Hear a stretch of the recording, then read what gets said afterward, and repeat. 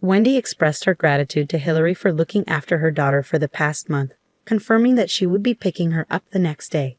However, Hillary, who had just returned from a month of traveling, seemed unaware of this arrangement. Her voice strained amidst the background noise of train announcements. Wendy remained composed as Hillary's panic began to rise. "Hold on. What are you saying? Christina is with you, right?" Hillary's voice trembled with concern. Wendy's confusion mounted as she realized Hillary believed Christina to be with her. "Christina? She's with you in your apartment's garage?" Wendy clarified, her mind racing to piece together the situation. As Hillary insisted she had sent messages, Wendy assured her she hadn't received any. Hillary's panic heightened as she demanded Wendy take responsibility for Christina's safety. After the call ended abruptly, Hillary attempted to reach Christina's phone to no avail, her anxiety escalating. Wendy suggested she head home first, promising to investigate further. Upon Hillary's return, she was met with Wendy, Scott, and Christina together, leaving her bewildered. Wendy seized the moment to introduce herself more thoroughly, revealing her independent lifestyle as a freelance illustrator. Despite Hillary's initial misunderstanding, Wendy's optimistic outlook on life remained unchanged. As Wendy reminisced about her caring brother Scott and his occasional visits, she couldn't help but acknowledge Hillary's tendency to look down on her for being single. Yet Wendy remained steadfast in her belief that personal values dictate matters of love and marriage. When Hillary teased me again about needing a partner, I brushed it off with a shrug. It was hard to tell if it was the alcohol loosening her tongue or something else. But her laughter persisted. Her incessant jibes on the topic eventually wore me out. When I decided to move into a condo on my own, one of my top criteria was distance from my brother and his wife, Hillary. I'd grown weary of her constant needling. However, I shared a strong bond with my niece, Christina, who was turning 10 this year. Despite never having seen it in person, Christina often talked about her cute light blue backpack, which she proudly wore to school. One day, while she watched me work on my illustrations, she admired my drawings on the computer screen. "Wendy, you draw so well," she exclaimed, her eyes wide with admiration. "I wish I could draw too."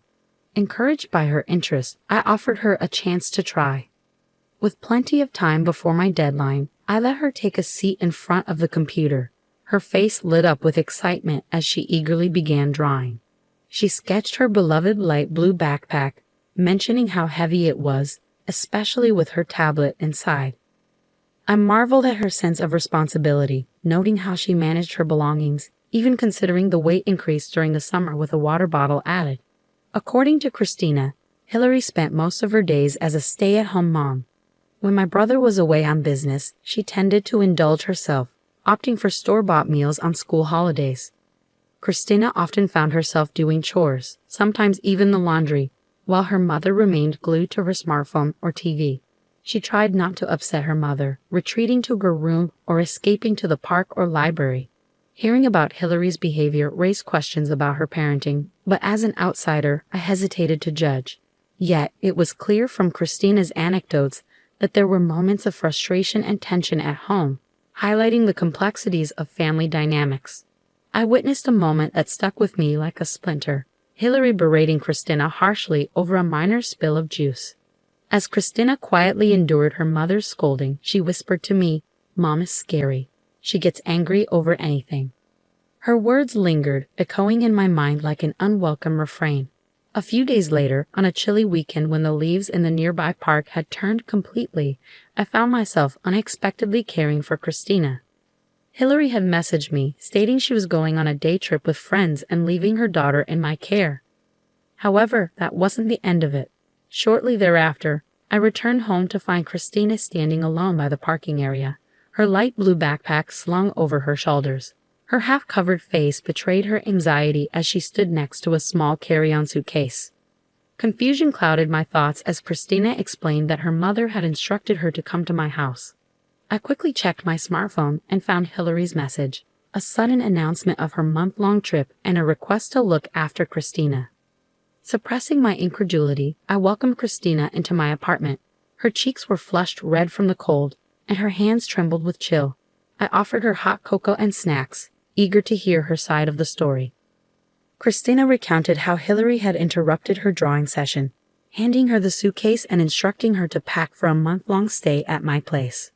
With a sense of urgency, she hastily gathered her belongings and made her way to my apartment. Meanwhile, downstairs, Hillary's voice filled the house with excitement as she chatted on the phone. Christina winced at the sound, finding solace in the temporary respite from her mother's usual laughter.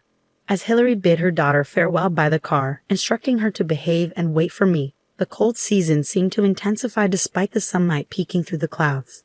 It was a moment of unexpected responsibility, but I was determined to provide Christina with warmth and comfort amidst the chilly uncertainty.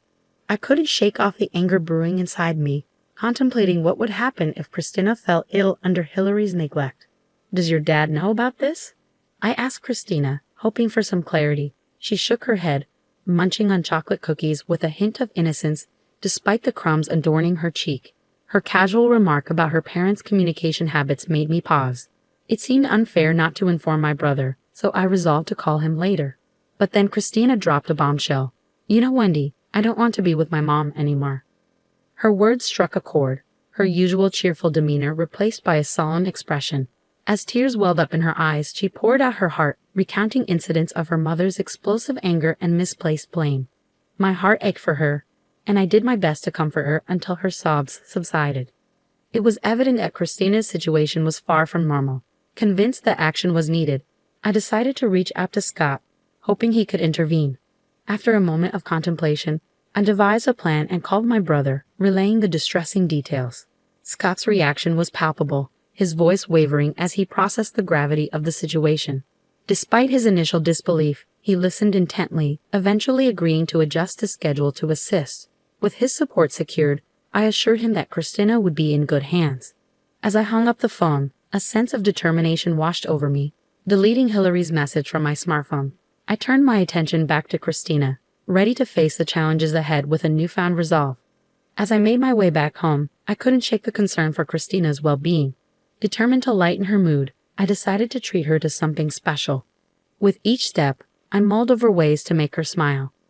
Christina's school was quite a distance from my place, but I had arranged with the school for her to take the bus, sparing her the burden of walking with her heavy backpack. I made a mental note to talk to Scott about covering the bus fare later. Meanwhile, I continued my usual routine of working from home, while Christina diligently completed her homework upon returning from school. One evening, Christina surprised me by asking for help with her homework. It struck me as odd since it seemed more like a task for her teacher, but according to her, it was different. Her classmates' moms often assisted them. Realizing how self-reliant Christina had been, I grabbed a red pen and checked her work. As dinner preparations began, Christina eagerly offered to help in the kitchen. Her enthusiasm was infectious as she assisted in peeling onions and followed instructions with remarkable skill. I couldn't help but wonder where she had learned to cook so proficiently. Days turned into weeks, and before we knew it, a month had passed in a blink of an eye. Glancing at the calendar, I realized it was almost time for Hillary to return. Sure enough, I received a call from her the next day, thanking me for taking care of Christina. However, her confusion was evident as she seemed to believe Christina was still with me, despite being away for a month.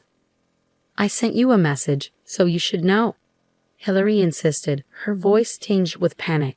"I haven't received any messages. Are you sure you're not mistaken?" I responded calmly, feeling a wave of frustration. "Lies? That can't be." Hillary's voice rose in apparent panic. "What are you going to do about this? I entrusted Christina to you. If anything happens, it's your responsibility." With a sharp yell, she abruptly hung up the phone. Moments later, she called again, still shouting. It was evident she had tried calling Christina's phone but couldn't get through, escalating her panic even further. "Suggesting you calm down and head home might be a good idea," I proposed gently, hoping to diffuse the tension. After the call ended, I could hear Hillary arguing with someone, presumably a man, in the background. The room fell silent, tension thick in the air. When Hillary finally returned home, her footsteps echoed loudly down the hallway, bursting into the living room. Her face contorted with anger. She froze in shock at the sight of Scott, Christina, and me together. "I've heard everything from these two in the phone call earlier," I explained calmly. We put the last call on speaker so everyone could hear it, making it easier to discuss what comes next. Christina's smartphone had been turned off, explaining why Hillary couldn't get through. I couldn't help but voice my confusion and frustration. "What have you done?" "That's my line," I exclaimed. "I didn't know earlier, but I've been taking care of Christina at my house for a month." "What do you mean by suddenly going on a trip and leaving her at someone's doorstep?" Scott intervened with a calm voice, urging us to calm down. "Christina is here too. It's true you went on a trip by yourself and left Christina behind. Your outfit and luggage suggest you've just returned." Hillary didn't deny it, instead beginning to make excuses as her face paled with realization. "I went on a trip, but even a housewife needs a break," Hillary began, her voice wavering slightly. "Doing laundry, cooking every day. It's the same routine, and the stress just builds up. I just wanted to go out with friends." I didn't respond immediately. Instead, I handed her several sheets of printed emails. They detailed exchanges with someone who seemed to be her affair partner, discussing plans for trips and rendezvous. These emails weren't recent, they dated back to last spring, including the day I'd briefly cared for Christina while Hillary claimed to be viewing flowers at the park. The revelation hit Hillary like a ton of bricks. She covered her mouth, her expression a mixture of shock and regret. Just hours before, Christina had come to me with her suspicions, having noticed her mother's secretive behavior with her smartphone. The unknown man's name on her messages and the unfamiliar voice on the phone only fueled her doubts. 6 months ago, Christina had confided in me about her mother's affair. At the time, I was skeptical. However, Hillary's sudden trip a month ago and the discovery of these emails now confirmed Christina's intuition. Glancing over at Scott, I could see his quiet yet palpable anger. "What have you done? I trusted you, and you leave Christina with Wendy while you go off having an affair," he exclaimed, his fists trembling with rage. Hillary attempted to explain, her words faltering in the face of Scott's fury. "It's a misunderstanding," she stammered, but the damage had been done, and the truth was laid bare for all to see. "I was told by him I had to go on that trip," Hillary protested, her voice strained with desperation. "What do you mean you had to? You left this house unattended for a month for that reason. Give me a better excuse," Scott demanded, his patience wearing thin. "I was being threatened, you believe me, right, Christina? You believe me, don't you?" Hillary pleaded, turning to her daughter for support. But Christina remained composed. "Mom, before you left, you were on the phone and seemed really happy. Plus, you made me do all the cooking and cleaning while you just slept around," she stated bluntly, her gaze unwavering. Scott pressed further upon hearing this revelation. "Going out in the middle of the night, you mean partying?" "No, that's not it," Hillary stammered, attempting to deflect. I intervened, showing Scott photos on my smartphone. They captured Hillary leaving late at night in flashy attire. "These are from a few months ago. Christina contacted me, and I happened to be nearby and took these. I was shocked, too." "Where were you going at that time, Hillary?" Confronted with the undeniable evidence, Hillary seemed to realize she couldn't argue her way out of this. Defeated, she slumped to the ground. "I can't believe this. I can't entrust Christina to you anymore. Let's get a divorce. I will also demand compensation. From now on, you can do as you please with that man," Scott declared, his tone resolute as he turned his back on Hillary. "No, you can't mean that. Don't you think Christina will be pitiful without her mother? What do you think, Christina?" "Help me," Hillary implored, her desperation evident. But Christina remained steadfast. "No, absolutely not. Wendy is more like a mother to me," she stated firmly, refusing to be swayed. "During the time I cared for Christina, I made sure to spend quality time with her, discussing school, hobbies, and future plans. Cooking together was one of our shared activities." "Don't worry, Hillary. I'll make sure Christina is happy," I assured her with a bright smile. Half a year later, the divorce between Hillary and Scott was finalized, and Scott was granted custody. Hillary returned to her hometown, burdened by financial obligations. The man she had an affair with disappeared as soon as he found out about the divorce, leaving her in a precarious situation. Scott and Christina moved out, renting their old house for additional income. Now they live in a different floor of my apartment building, building a new life together while saving for Christina's future. I began visiting them almost daily. Scott, who had been frequently away on business trips, realized he needed to focus more on his family. Reflecting on his past and prioritizing his family, he decided to change jobs. Transitioning careers in his 40s wasn't easy, but his exceptional sales performance and strong communication skills earned him offers from multiple companies within about 6 months. I was surprised by his capabilities, as he had previously favored sales roles that required him to be out and about. Despite declining promotions within the same company, the prospect of a fully remote job piqued his interest. "Your new job is fully remote, right?" I asked him one day. "Yeah, but it's interesting because I get to interact with various people. Plus, being with Christina is the most important thing," Scott replied with a smile.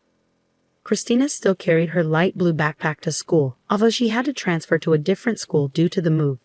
Leaving behind friends and teachers must have been difficult for her, but she seemed to be adjusting well to her new school life. "Have you gotten used to your new school, Christina?" I asked her one evening as we cooked dinner together. Christina giggled in response. "Yeah, I made a friend in the class next door already." "That was quick," I remarked, impressed. "Yeah, we're going to make hamburgers at her house next time," Christina said excitedly, her face lighting up with a smile. Her dream of opening a restaurant at such a young age showed her determination and compassion. She explained that her friend's mom didn't cook for her either, so she cooked for herself and wanted to do the same for others who didn't have anyone to cook for them. "That's great, Christina. Your hamburgers are delicious. I hope a lot of people get to try them," I said, looking at her with admiration. Seeing her innocent smile filled me with a mix of emotions, but I couldn't help but smile back. Christina's dream wouldn't end as just a fantasy. She seemed incredibly brave and bright, and I looked forward to the day she opened her restaurant.